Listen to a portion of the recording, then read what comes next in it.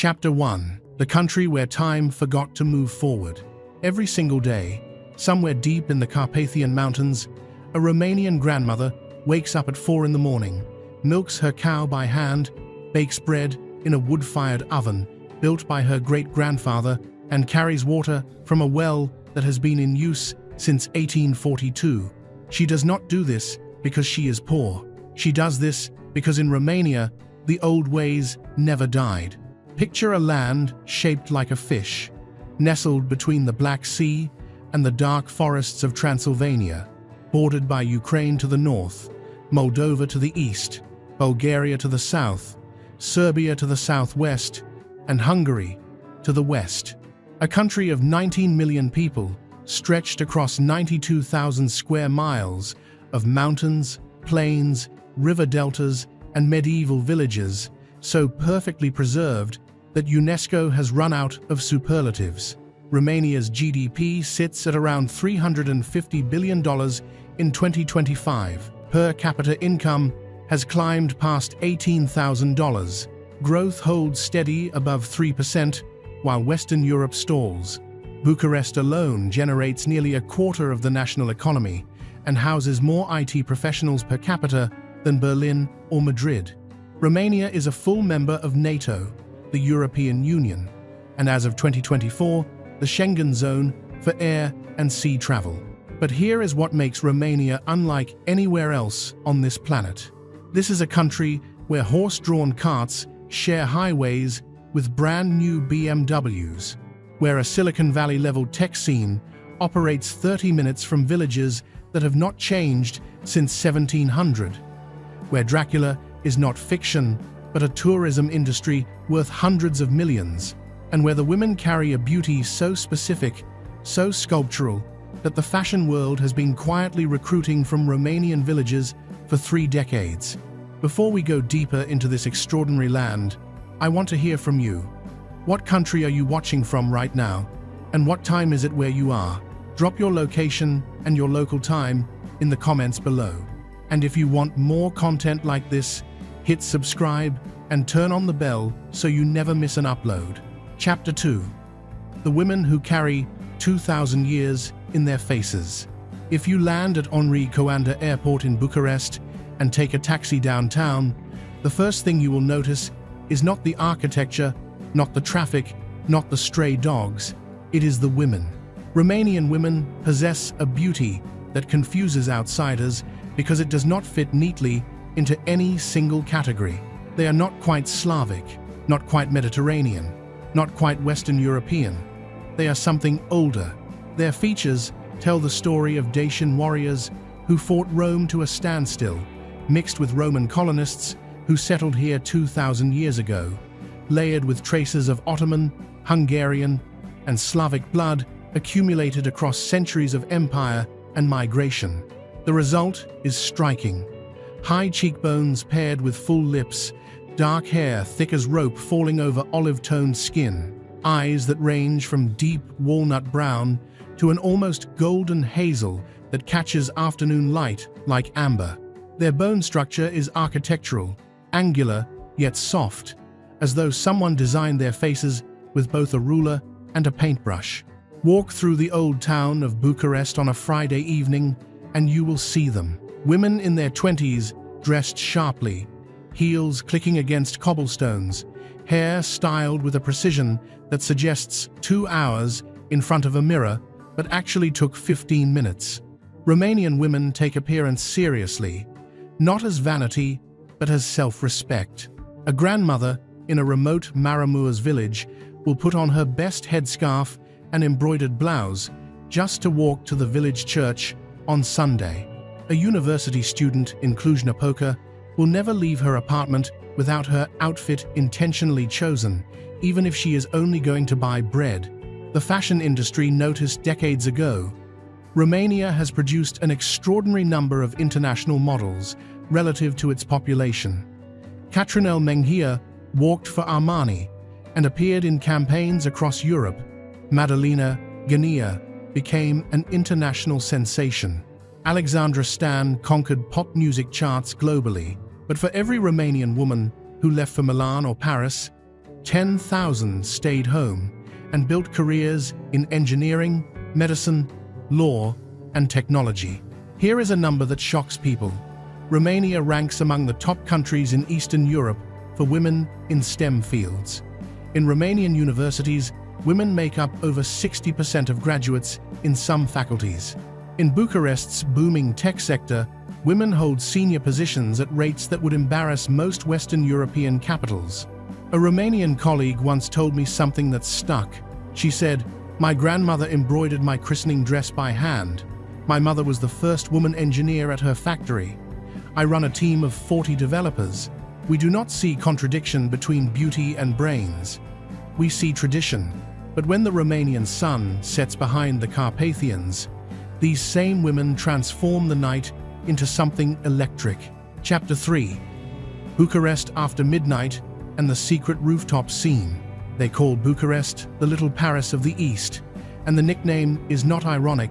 In the 1930s, Romanian aristocrats studied in France, brought back Art Nouveau architecture, wide boulevards, and a taste for late nights that never left. Today, Bucharest's nightlife operates on a schedule that would terrify a Londoner. Dinner starts at 9, pre-drinks at 11. Clubs open their doors at midnight and do not peak until 3 in the morning. Some venues stay open until sunrise, and nobody thinks this is unusual. The Old Town district, Lipscani, is where it begins. Narrow cobblestone streets lined with buildings that survived earthquakes and communism, now converted into cocktail bars, jazz clubs, wine cellars, and rooftop terraces. On a warm Saturday night in June, the streets overflow. Young Romanians in their 20s and 30s spill out of doorways, glasses in hand, cigarettes lit, conversations loud and animated. But the real magic happens above street level. Bucharest has developed a rooftop culture that rivals anything in Barcelona or Istanbul. Hidden terraces perched on top of crumbling communist-era apartment blocks, accessible only through unmarked doors and narrow staircases.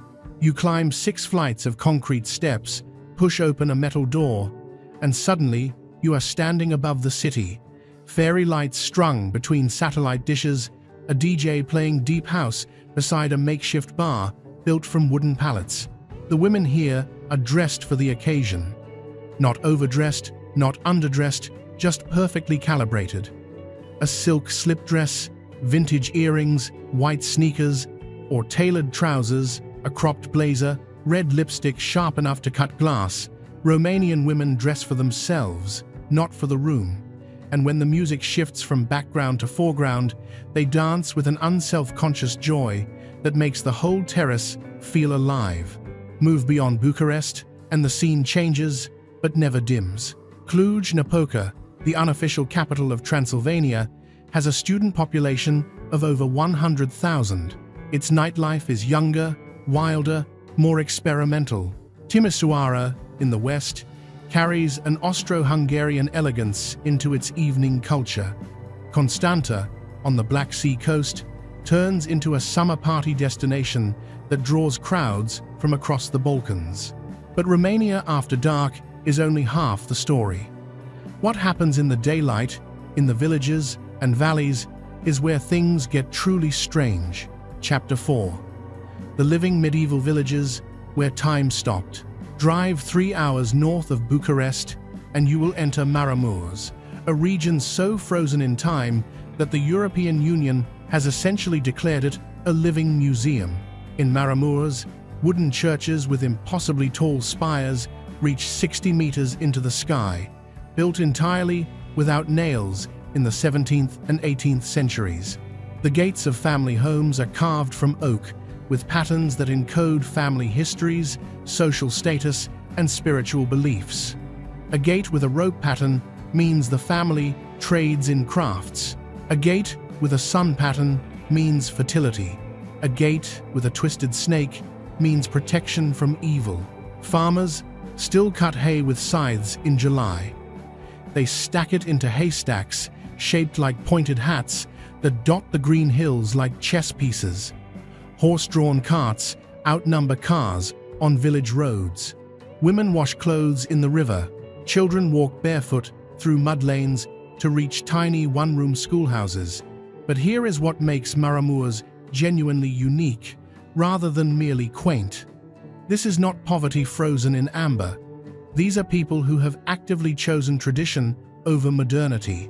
Many homes have satellite television and smartphones inside, but the exterior life, the daily rhythms, the social structures remain deliberately medieval. A village elder I spoke with put it simply. He said, "The old ways work. Why would we change what works?" UNESCO has designated several wooden churches in Maramureș as World Heritage Sites. The Mary Cemetery of Sapanta, also in this region, is perhaps the most famous graveyard on Earth.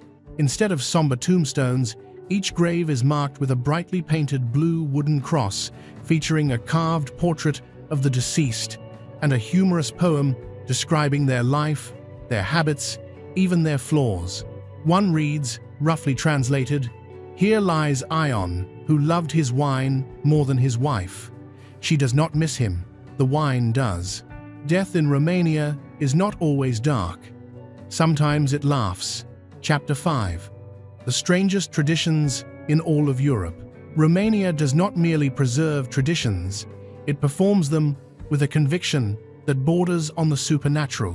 Start with the bear dance.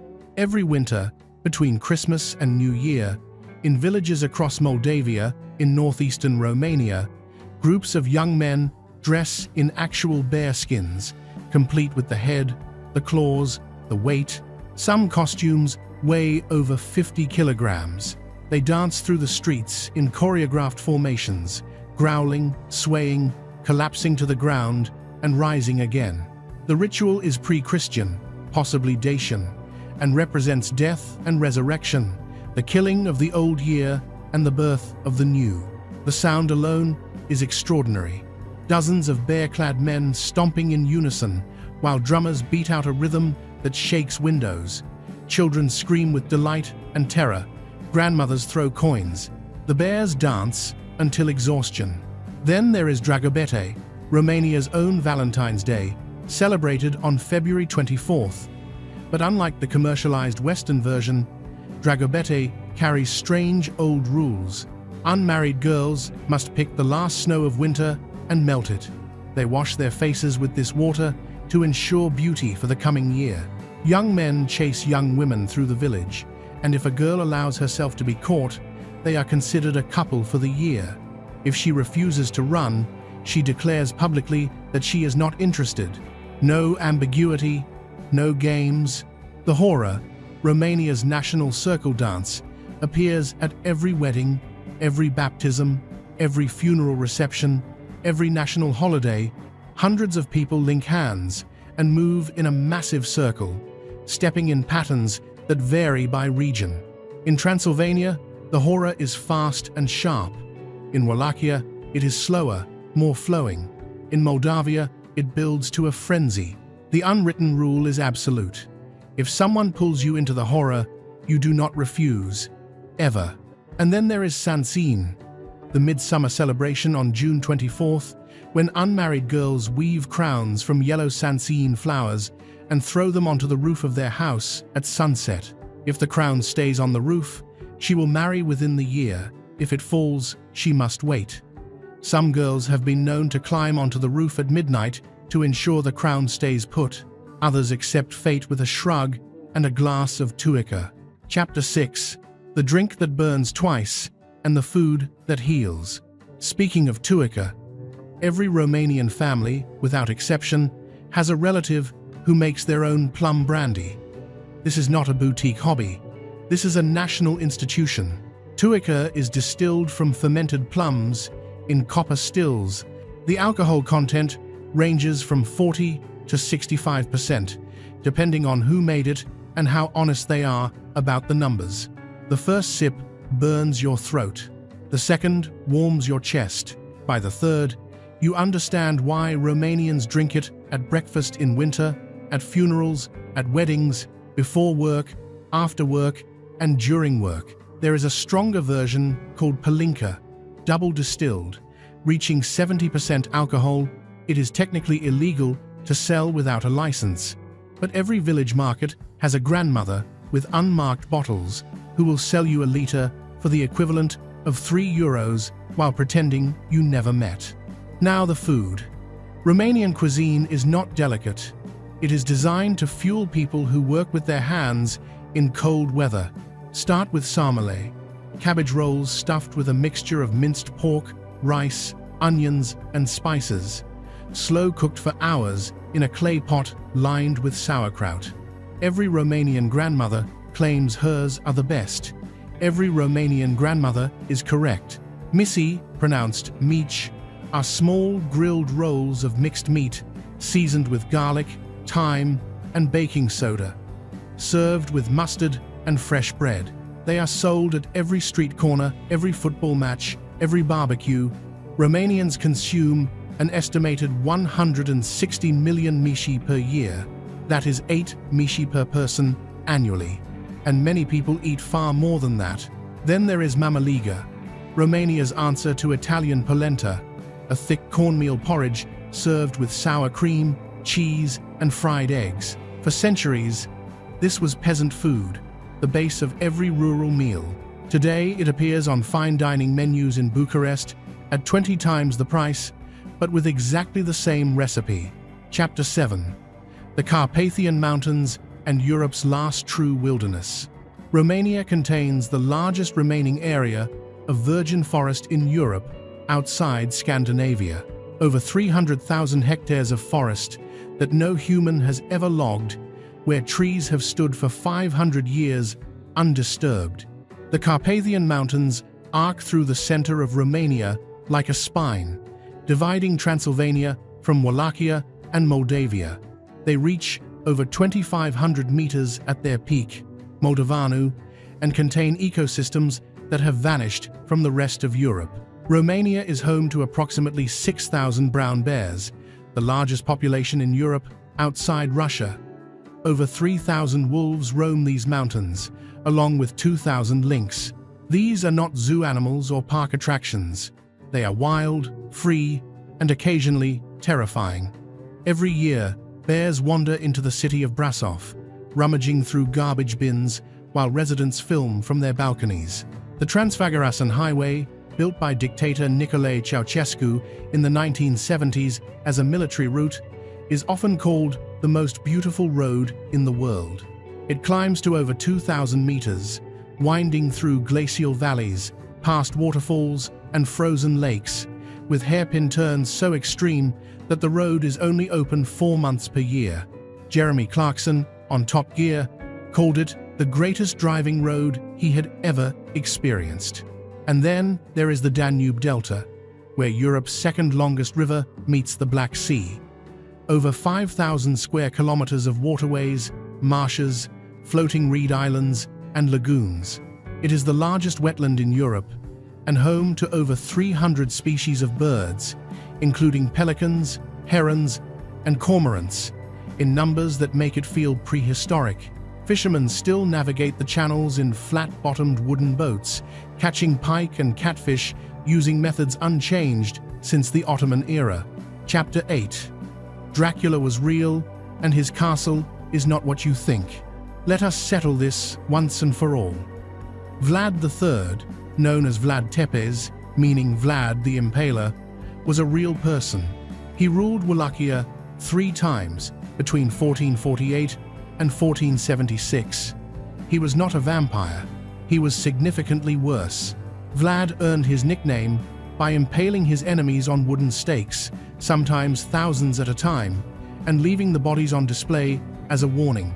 Ottoman armies reportedly turned back after encountering a forest of 20,000 impaled corpses outside his capital. He impaled Saxons, Ottomans, rival nobles, criminals, and according to some accounts, people who simply annoyed him. Bram Stoker, the Irish author, borrowed the name Dracula from Vlad's family title, Dracul, meaning dragon, and applied it to his 1897 vampire novel. Stoker never visited Romania. His version of Transylvania was almost entirely invented from library research and imagination. Now, Bran Castle. The tourist industry calls it Dracula's Castle. It sits spectacularly on a cliff near Brasov, a medieval fortress with towers and secret passages. Millions visit every year, but historically, Vlad probably spent no more than a few nights there, if any at all. His actual residence was Poenari Citadel, a ruined fortress perched on a cliff that requires climbing 1,400 steps to reach. Almost no tourists bother. The real Dracula's Castle is empty. The fake one has a gift shop. Romania has embraced the Dracula brand with a mix of pride and exhaustion. It generates enormous tourism revenue. But many Romanians wish the world knew their country for something beyond a fictional vampire. They have a point. Romania gave the world Brancusi, one of the most important sculptors of the 20th century, George Enescu, one of the greatest classical composers, Henri Coanda, who built the first jet-powered aircraft in 1910, Eugene Ionesco, father of absurdist theatre, Nadia Comaneci, who scored the first perfect 10 in Olympic gymnastics history in 1976.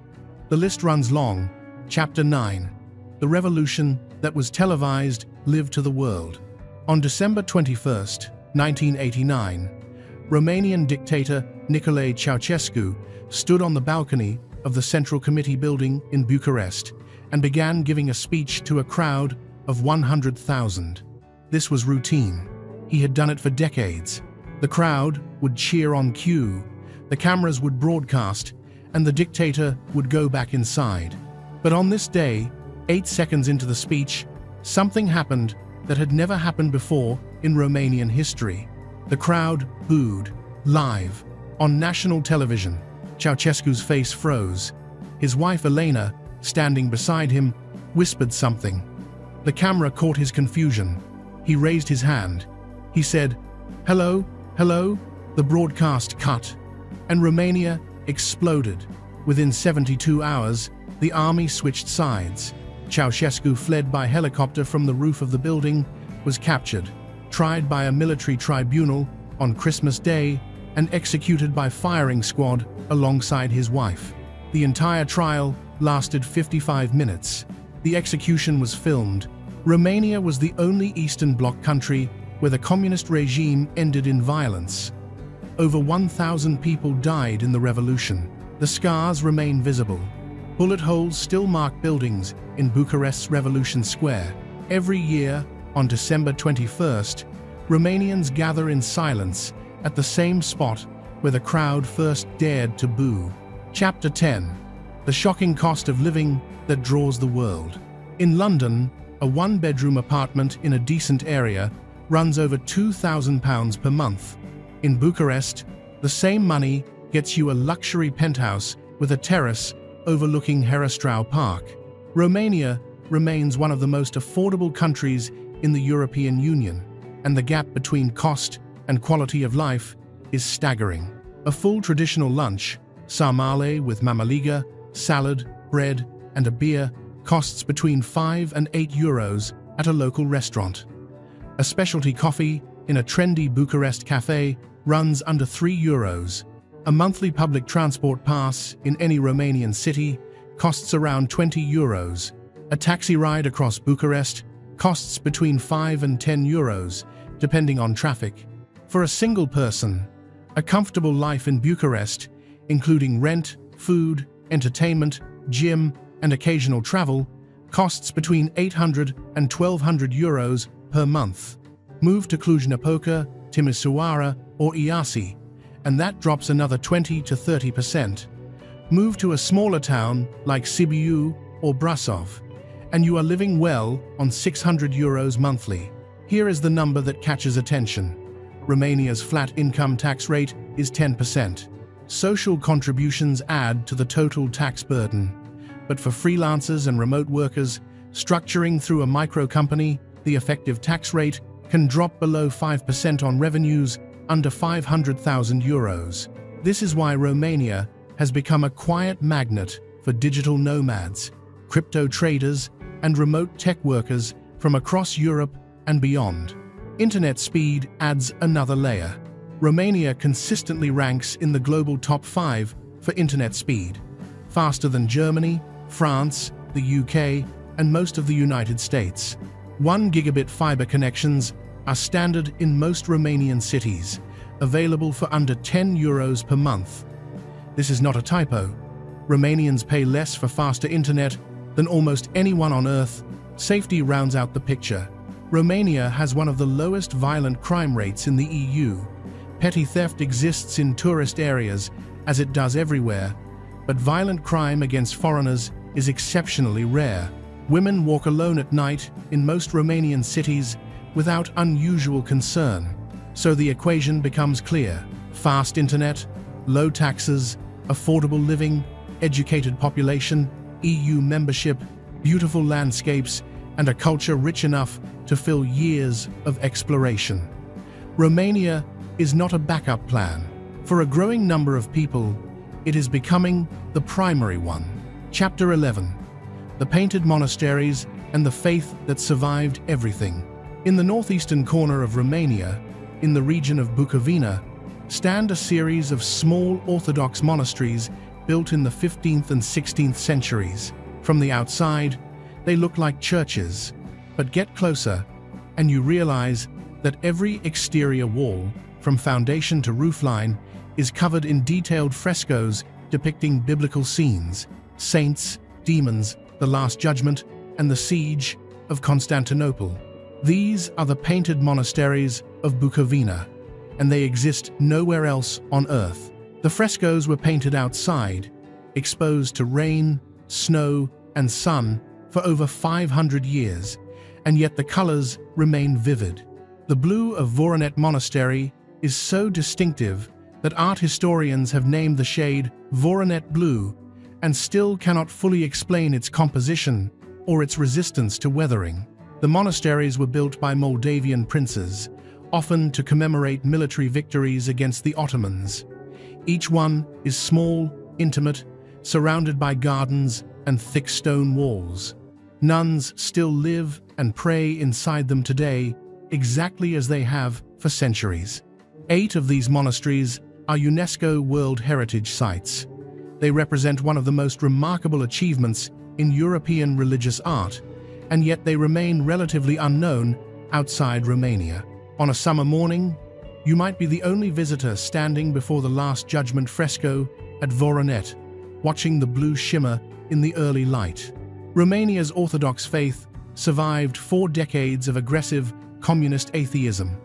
Churches were demolished, priests imprisoned, congregations scattered, and yet the moment communism fell in 1989, Romanians returned to their churches in numbers that stunned sociologists.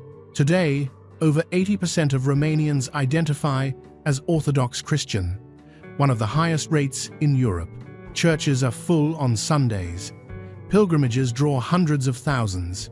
Easter is the most important holiday of the year, celebrated with midnight services, painted eggs, lamb, and family gatherings that last days. Faith in Romania is not a Sunday performance.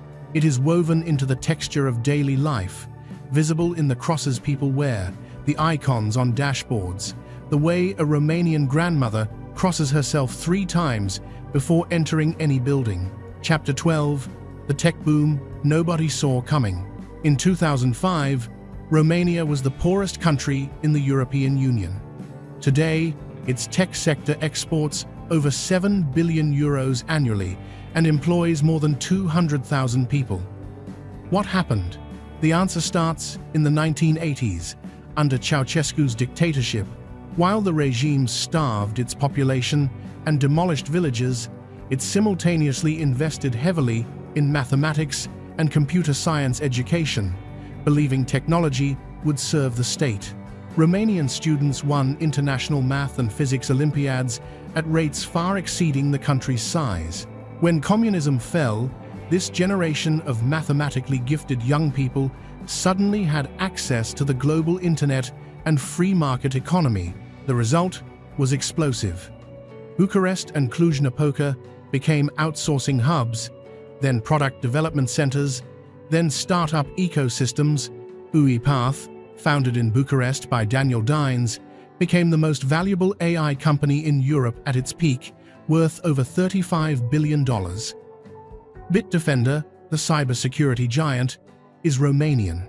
So is eMAG, the largest online retailer in the region.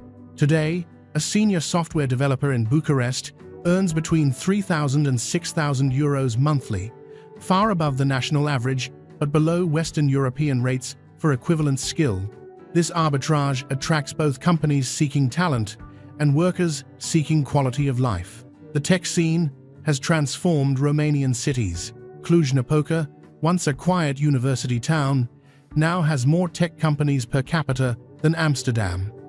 Timisoara hosts Romania's largest tech conference. IASI has become a center for artificial intelligence research, and Bucharest's startup ecosystem now attracts venture capital from Berlin, London, and Silicon Valley. Chapter 13. Why Romania will surprise you. Romania is a country that exists in contradiction, and the contradictions are what make it extraordinary. It is ancient and modern. Medieval villages sit 30 minutes from glass tower tech offices. Horse carts share roads with Tesla vehicles. Grandmothers who cannot read share dinner tables with granddaughters who write machine learning algorithms. It is beautiful and brutal. The Carpathian wilderness takes your breath away, and so does the story of the revolution. The painted monasteries glow with 500-year-old color, and Ceausescu's Palace of the Parliament squats in Bucharest as the second largest administrative building on earth, built by demolishing entire neighborhoods. It is proud and self-deprecating.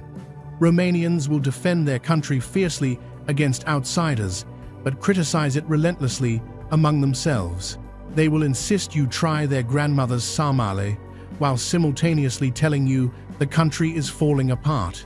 And the women who carry Dacian warrior blood and Roman elegance in their bones, who embroider folk blouses and write Python code, who dance the hora at weddings and negotiate contracts in 4 languages on Monday morning, who are stunningly, architecturally beautiful and refuse to let that be the most interesting thing about them. Romania is not a country you visit once.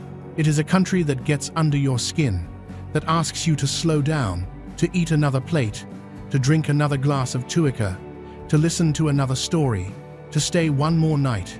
So tell me, would you trade your expensive, exhausting city for a life in a country where the internet is faster, the food is real, the mountains are wild, the traditions are alive, and the cost of everything is a fraction of what you pay now? If this journey through Romania moved you, hit like. Share it with someone who needs to see this. Subscribe if you want more deep dives like this one. And in the comments below, tell me the first thing you would do on your very first morning in Romania.